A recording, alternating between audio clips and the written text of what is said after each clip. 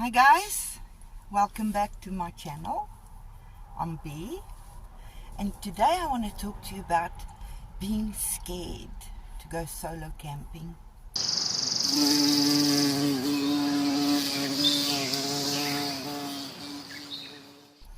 Now all the videos I've watched, all the women are saying no, they're not scared. And I feel like I'm the only fish swimming upstream, because it seems like I'm the only one that's apparently scared. But let's talk about that. So for you that have been following, I'm South African. And even though I've lived in Australia for 22 years, one would think that I would not be scared anymore. But the problem is that ever since I can remember, I've been camping, and I've never ever camped solo. I've always either been with my family, or I've camped in big groups of friends and family, or sometimes just with my husband, but I've never ever solo camped. And even though I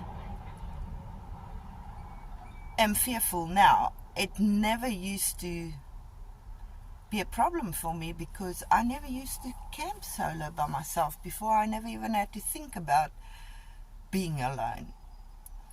And I think my biggest problem comes from the fact that I am from South Africa, which is the fifth largest, or the fifth most dangerous country in the world. And solo camping there is very different to over here, because in South Africa you can only really go to a campground where you pay to stay, and obviously with that comes security of fencing, gates. In South Africa, even armed guards, that sort of thing. So you've got a level of security there. But I've never gone solo camping in my life in South Africa. So now that I'm here, I want to do solo camping, but it's like the saying goes, you can take the monkey out of the bush, but you can't take the bush out of the monkey. And that's where I'm at, basically.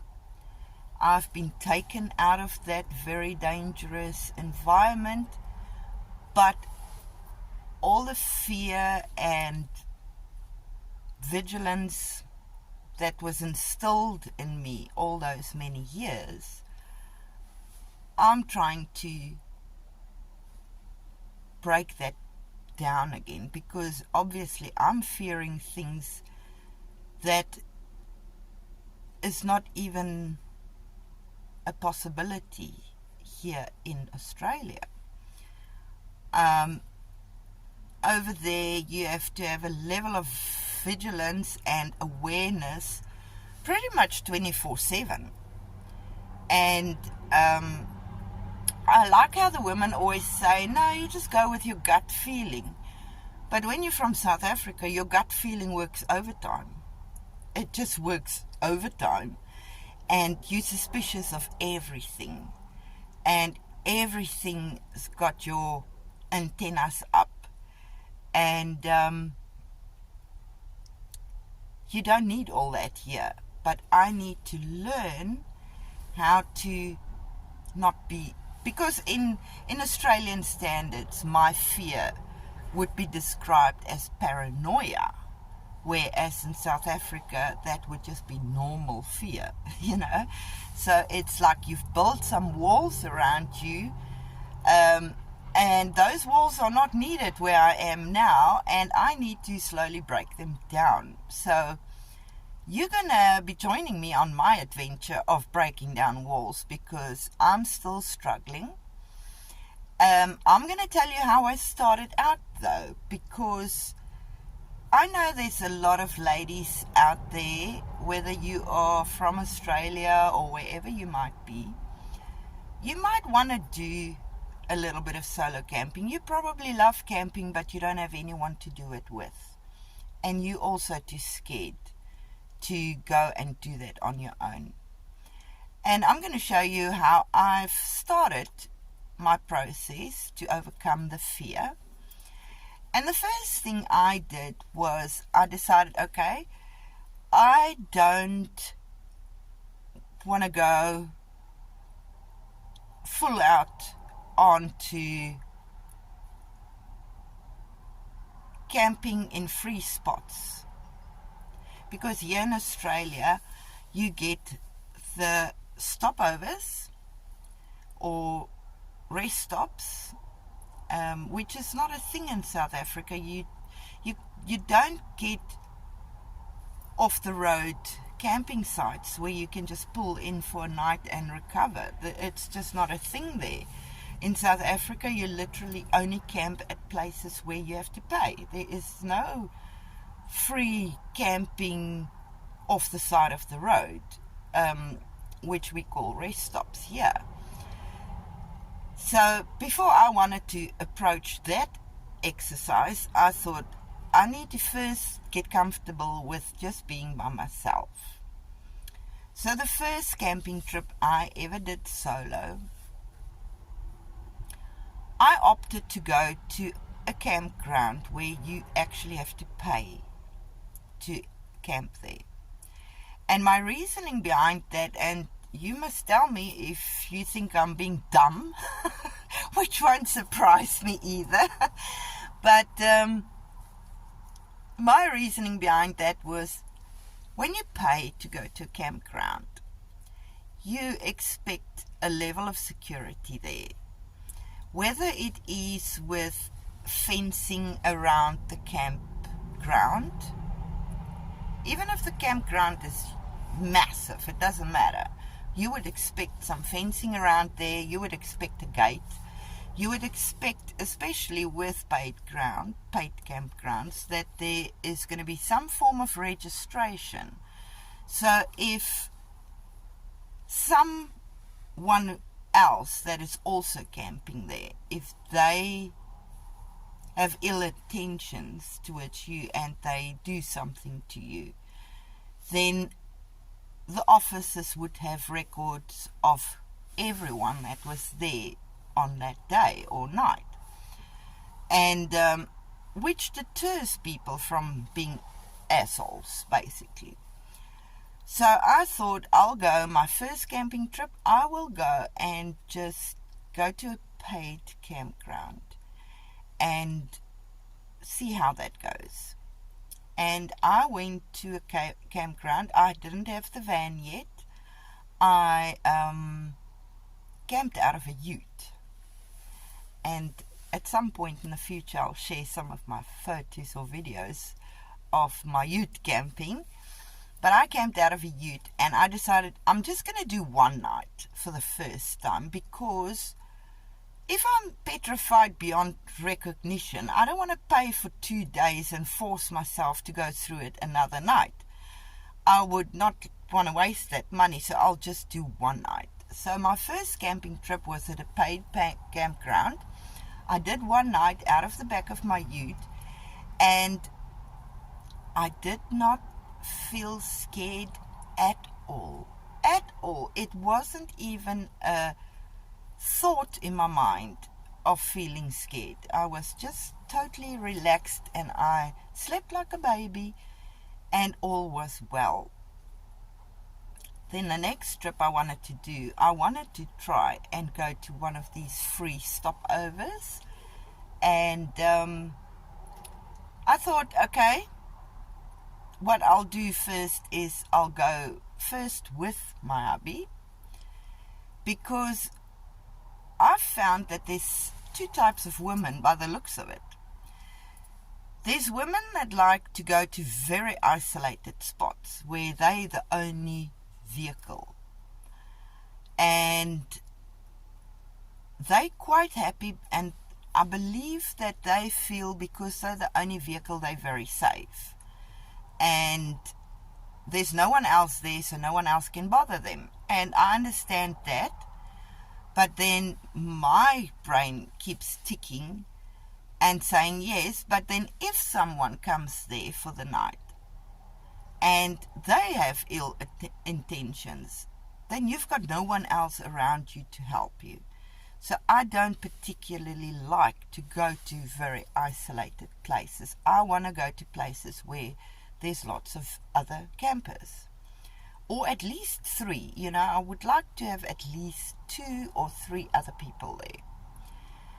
I don't like big crowds, really. So, if there's too many vehicles, I would probably not enjoy myself much. But I haven't had that situation yet.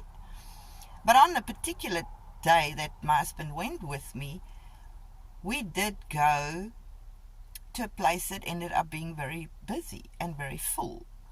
But that encouraged me to know that if I want to come there solo, there'll always be people there. And that's actually what I did then. I started going to this same camping spot over and over, and I got to know the place, and I realized that travelers tend to pull in there anytime from 4 o'clock. So even though I was sometimes totally alone during the day, I always knew there'll be someone coming at around about 4 o'clock, and like clockwork, that happened. People start streaming in the late afternoon because they're just looking for a place to sleep for the night. But hubby likes to go camping in in these very isolated places.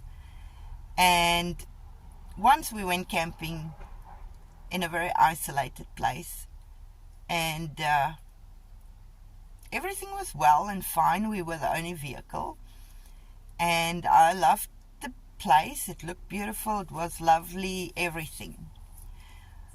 But late at night, when we were sleeping and I had Impy with me, Impy started growling in the middle of the night. Oh, you're gonna laugh, but yes, this is what happened. I woke up and I hear him growling.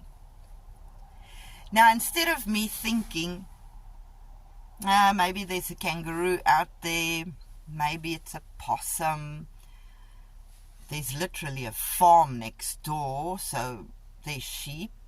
It could be a sheep. It could be a fox that's going to try and catch sheep, or, instead of me thinking of any of those things, no, what do I think about? Not what is out there, but who is out there. And where does my mind go? Ivan Milat. Charles Manson. Now, excuse me, for those of you who don't know who's Ivan Milat, he's only Australia's backpacker serial killer. And if you want to watch his story, go watch the movie Wolf Creek, and then see if you're going to sleep if you want to do solo camping. So no, it's not a kangaroo, it's not a possum, it's not a fox, it's Ivan Milat. So, yeah, I think I watch too many crime documentaries. But if you are one of those ladies that want to really go camping, but your nerves are shot at just the thought of it, let me know in the comment section how you feel about it, because for a long time I was also just watching these videos and waiting for once or twice a year when Abby can take leave, and then finally we can go camping. But I love camping so much that if I had my way, I would camp 20 times more than I am. But I decided I'm not going to just sit and watch other people enjoy life, because my fear is holding me back. And I'm going to just step out and start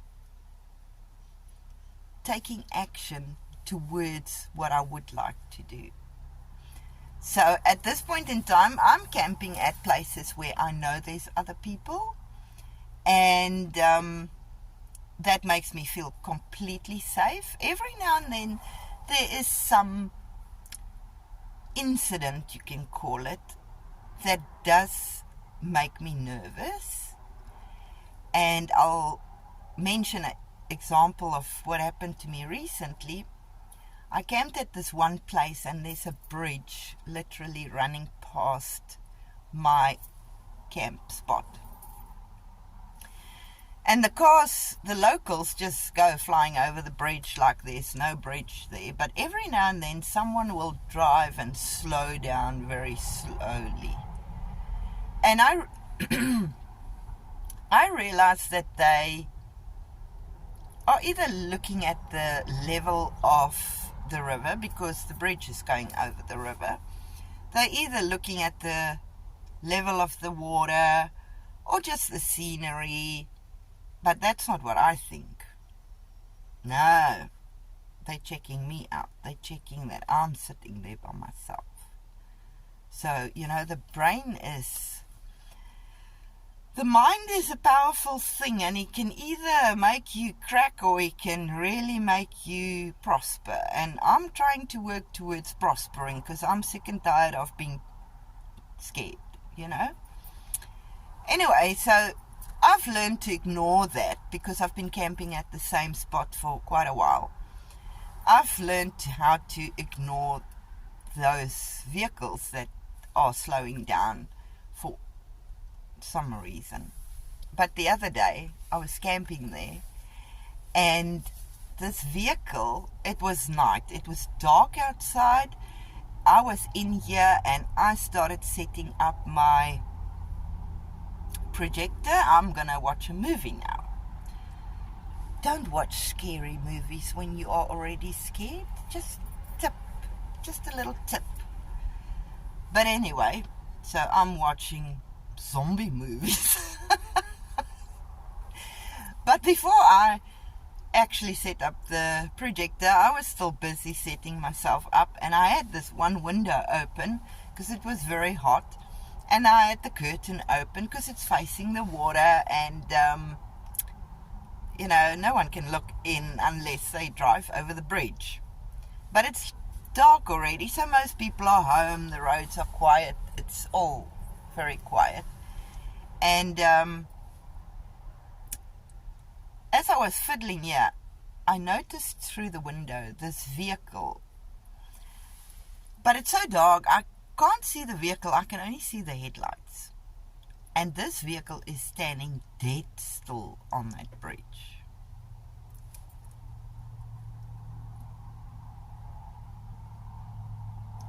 Dead still. And it's standing, and it's standing, and it's standing. And I'm getting more and more nervous. To the point, because my lights are on, so you can see into my van, possibly, but I can't see you. So I decided I'm closing the curtains, and now I'm peeping through the curtains to see what this person is doing. And they stood there for probably a minute, but when you're nervous, a minute feels like an hour. And I'm watching, and I see the vehicle slowly reversing back. But this is my South African mentality. I see the vehicle slowly reversing back, and then it drives into the campground. And at first I wanted to panic, but then I realized that when we first came to this campground, we also drove past the entrance because it's very conspicuous. You don't really know where the entrance is. And we drove over the bridge, and we had to turn around and come back. And I thought to myself, Belinda, you are being such an idiot. That guy just accidentally drove past the entrance. It's night, it's dark.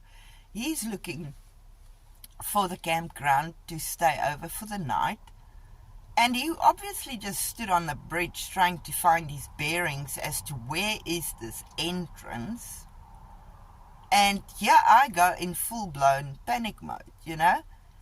So I am still learning to break down these walls, these paranoid walls, to not be so scared to do solo female camping. And I know there's ladies out there that are scared, that are nervous. And I'm sure even these ladies who go with their gut feeling, when your gut feeling is speaking, it means that you are getting nervous or you are even getting scared. And then you go with your gut feeling. So even though they say they just go with their gut feeling, it means they sometimes get scared. So don't think that all these women out there are so incredibly brave. You can do it too. And I think for me, with the mentality, the South African mentality, where you come out of the fifth worst country, most dangerous country to live in the world, if you come out of there, it's going to be normal that you're going to be scared. And if I can try and learn to break down that fear, I'm sure you can. And if there's any of you that do want to go camping solo, but you don't want to particularly be on your own, and you're in the Perth region, give me a holler in the comment section. I'm more than willing to come and camp with you so that you don't feel totally isolated for the evening. We can camp for a couple of days and just get you to relax a little bit, because there's a lot of ladies that would like to do this, but they're just too scared. And there's ladies that are scared that was born and raised here in Australia, that's so much safer, but they're still scared. And I think we just need to band together and help each other overcome that. And I'm going to take you through my journey of trying to overcome my own fear. And hopefully in another 6 months' time, when we look back at this video, we can see some growth in the changes that I've made and the changes that's happened in my life, because it is daunting, it is scary, and for me particularly it is scary because of where I grew up, and that fear is basically instilled in you because you have to live your life in such a dangerous place. To be taken out of that place doesn't mean that all that's been instilled in you just vanishes overnight. You know, it's like any person that's grown up in a very abusive family where physical abuse might have happened, mental abuse. You can take them out of that environment, but all that was instilled in them is still there, and that takes time to break down. And even though I've been in Australia for 22 years, I've never gone solo camping, so I never needed to face that part of me, that fear. And now that I want to solo camp, I have to face that fear, and I have to overcome that. So if you are one of those ladies that would love to just go camping but you're scared, follow me a little bit and we'll see how I cope. Whether I have a mental breakdown or whether I'm actually overcoming, and I'm hoping that I'll be overcoming. I also put a lot of faith in God, and when I go to sleep I pray to God, and I just have faith that He's going to keep me safe. I ask Him to keep me safe, and that's that. I have faith He will. But we can overcome together. If you are interested in connecting with me, please feel free. I'm absolutely happy to join in a meetup with you or anyone else, or if you know of meetups that you want to share with me so that I can go and join other ladies that are not scared and been doing it forever and a day, I would love to hear about that too. And particularly if you're a senior woman, I would like to connect with you, because we tend to be a little bit more mellow than the younger ones, and we don't go rock climbing and mountaineering and kayaking in a hurry. We tend to just sit around and enjoy ourselves, and I would love to accompany you if you are interested. So ladies, please comment and tell me how you would like to maybe go camping. If you are a lady that's been camping for a while by yourself, solo camping, tell me a little bit more about how you overcame your fears, whether you had any to start off with, or if you had somehow you overcame it. And yeah, I'd just love to hear all you guys' input on that. And now that I've spoken myself into a drought, it's time for a coffee. And I thank you for watching. This will be my last video for 2025, and I'll join you again in January, hopefully. And I wish you all a wonderful Christmas and a very happy New Year. And I would love to touch base with you all. Thank you so much for watching. Bye.